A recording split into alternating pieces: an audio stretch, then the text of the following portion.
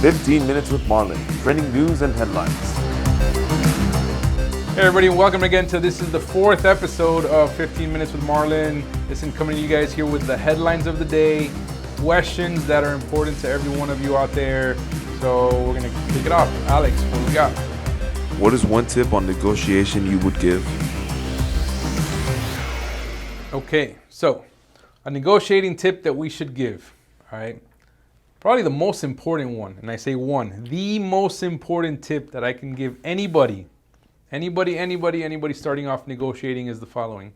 Listen more than you speak, right? Everybody wants to speak. Everybody wants to tell you what they know. Everybody wants to bring it to the table. Everybody wants to tell you their demands, what they can and cannot do right from the beginning. And all you're doing is you're bringing out all this information to the other party. So make sure you listen very carefully what you're being told. Listen intently, right? Don't just pretend to listen and then hurry up and throw in your rebuttal. This isn't a debate. You're not rebuttaling. This is a negotiation. They take time, right? You have to understand what the other party is trying to accomplish, and then you have to know inherently what you're trying to accomplish. However, what you're trying to accomplish may turn into something better later on after you've understood what the other party's bringing to the table. So all of a sudden, right, you may get involved in a negotiation that sort of looks like this. It's the property owner and it's you. And you're so intent to tell them, Mr. Property Owner, I'm going to give you a purchase I'm going to give you a purchase contract on your property, but I want a 30% discount, and I want to be able to close in 90 days, right? That's in your mind. Like you're intently moving that direction, and the property owner may have a whole other set of obstacles to overcome, but he may be able to say, listen, I can't give you a 30% discount. He was probably thinking more like 25%, but he was going to give you as long as you need to close, right? As long as he may be able to give you a year to close, right? Who knows, right? Who knows that situation? The only way you're going to know is by listening very closely to what the other party has and what is their objectives. Maybe he just is not able to close for anything less than a certain amount because he has certain mortgage requirements. That's great. Now you know what that mortgage requirement is, and you tell him, listen, let me have the discussion with the lender and I'm going to try to work it out with them. You may be able to do that. So always listen, right? Very carefully. Listen. You're going to get data. You're going to get feedback. The market's going to tell you. The other party's going to tell you. But the moment you start talking, right, and you just start saying what you want, well, you're not listening anymore. So that is the number one thing I would tell everybody. Listen. All right. What's the next question? How much of an education do you need to start and succeed in business? Okay, how much of an education do you need to start and succeed in business? I've said this before. I'll say it again. Business is an inherently different skill set. It's a totally different skill set than a traditional, high school, college, university, graduate education, right? I think both are very important. However, if you're asking me for one or the other, what do you need to do, right, to be very successful? Do you need to go through 10 years of, schooling to be able to do so, right? And that's post high school, or do you just need to get through 10 years of school, call it, regular high school, and be able to go out there and start business? There are kids nowadays that are starting businesses at the age of 15, right? This was not even possible 10 years ago.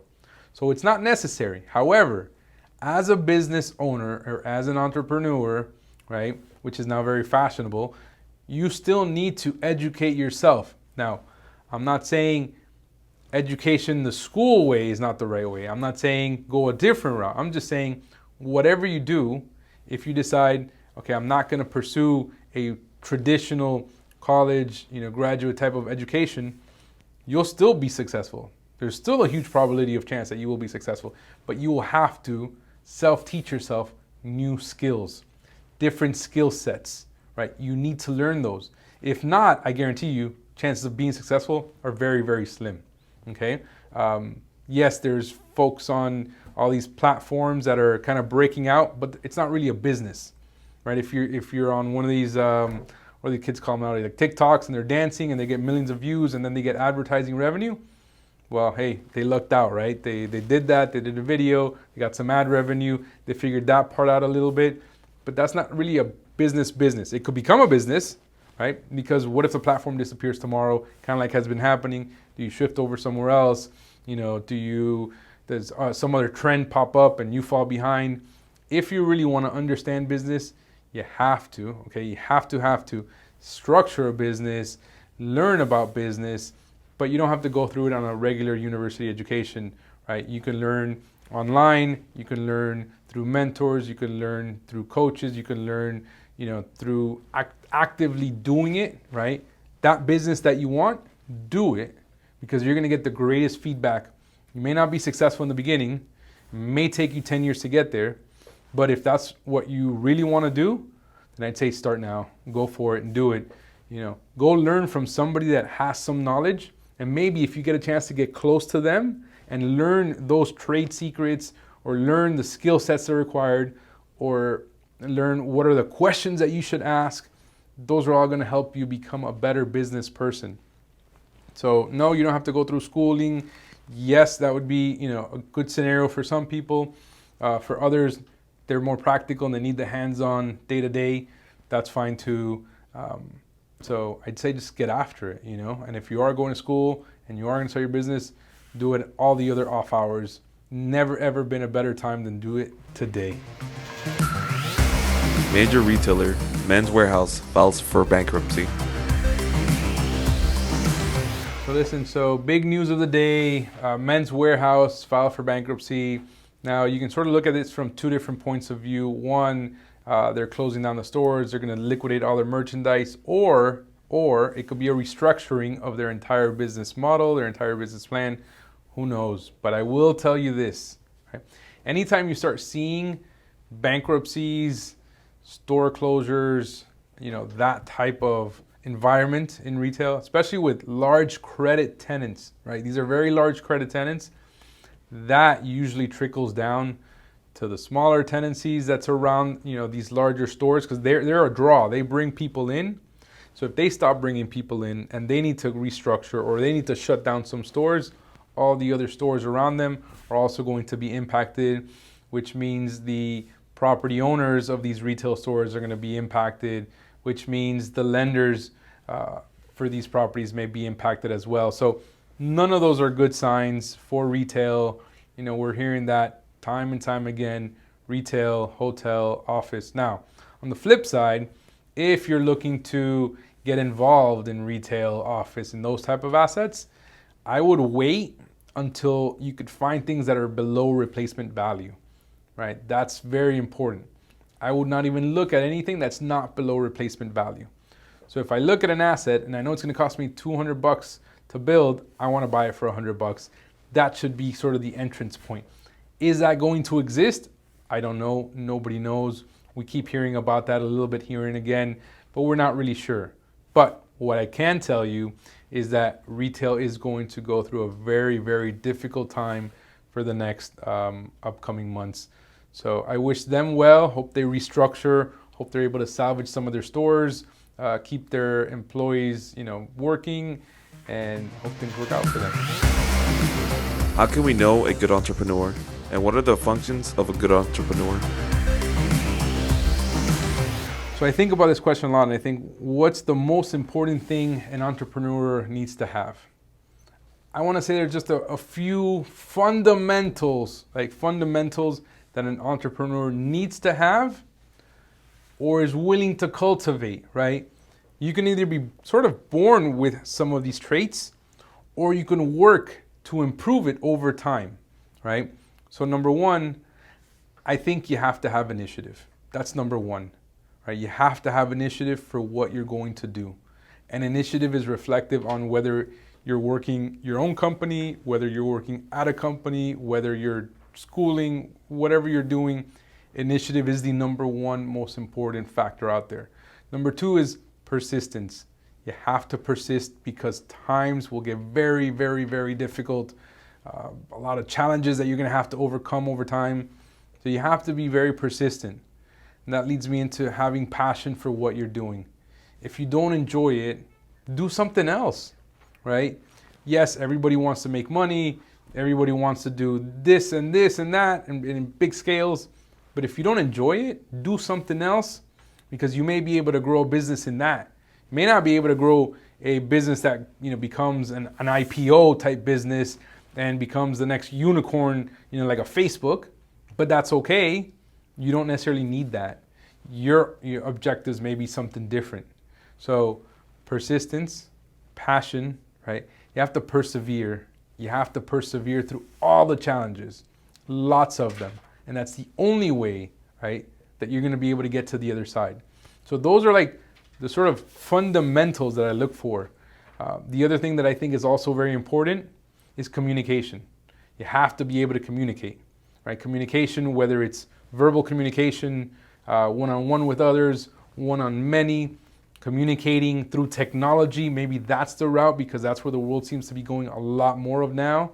You have to be able to communicate. So you have to practice those skills, right? And every day that you're working on your journey of entrepreneurship or business, it's a practice. You're practicing. Once you receive, a little bit of success, it'll foster more success, but it may take some time to get there. So initially, those are like, the real fundamental things that I'm a big believer in. And the last one that I'll leave you guys with is building teams. You have to be able to work with others.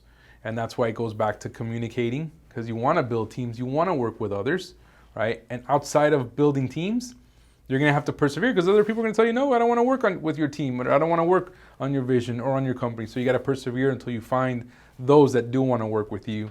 And you have to be able to communicate that vision across clearly, right? And just be able to bring everybody together. So those are the fundamentals that I think most entrepreneurs, business folks, youngsters, anybody can begin cultivating now into the future for their success. What are some tips for becoming successful?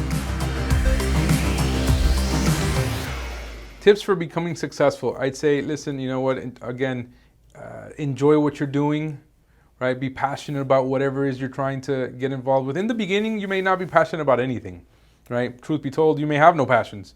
You may have a passion to be, a hockey player, and that just didn't pan out. So now you got to find a different route. Maybe passion is not necessarily a huge, component, but maybe it's something you enjoy. And over time, you can cultivate that passion for what you're doing through success. You became successful. You enjoyed that. You enjoyed the process. And it's like a feedback loop, right? It continues.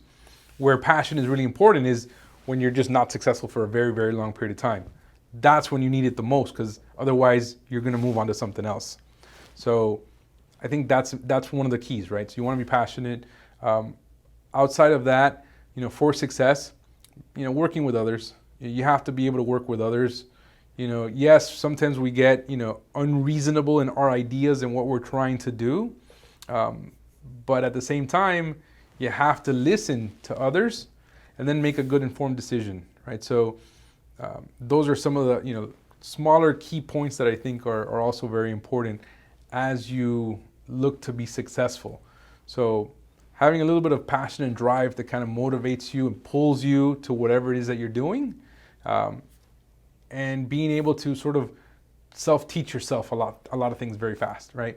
You need to learn what's going on. You need to understand marketing. You need to understand advertising. You need to understand technology online. You need to understand your supply chain. You need to understand, what's happening in the market. What are the prices? What are you going to sell things for? What do things cost you? What does your customer want? How do you bring in a customer? How do you have that discussion with them? A lot of other micro things all the way through that are going to help you be successful. But enjoy what you're doing. Try to teach yourself as much as you can. Learn from others, and then just execute. Work very hard. Everybody has to work. Everybody has to work on something. If you're going to work on something, try to work on something that you enjoy. And if you're not working on something you enjoy, make that at least 20% of your time to work on the things that you enjoy, so that one day that could become 80% of your time. All right, guys, be well. This has been Marlon. Hope you guys have a great day, and we'll be coming back to you guys shortly. Take care. 15 Minutes with Marlon, trending news and headlines.